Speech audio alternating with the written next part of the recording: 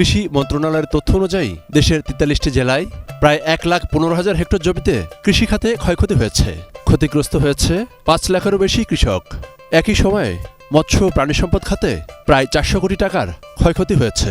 ক্ষতির পরিমাণ আরও বাড়লে আগামী কয়েক মাসে খাদ্য সরবরাহে চাপ তৈরি হতে পারে।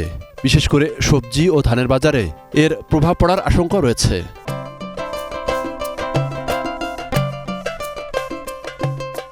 কৃষি সম্প্রসারণ অধিদপ্তরের প্রতিবেদন অনুযায়ী সবচেয়ে বেশি ক্ষতিগ্রস্ত হয়েছে ১৬টি জেলা। এর মধ্যে বেশি কক্সবাজার, চট্টগ্রাম, রাঙামাটি, খাগড়াছড়ি, নোয়াখালী, কুমিল্লা, হবিগঞ্জ, নওগাঁ, যশোর, মেহেরপুর, বাগেরহাট, বরগুনা সহ উপকূলীয় জেলাগুলো। ফসলের পাশাপাশি আদা, হলুদ, পেঁপে ও অন্যান্য উচ্চমূল্যের ফসলও ব্যাপকভাবে ক্ষতিগ্রস্ত হয়েছে। সৌজন্যে আকিজ ফিড।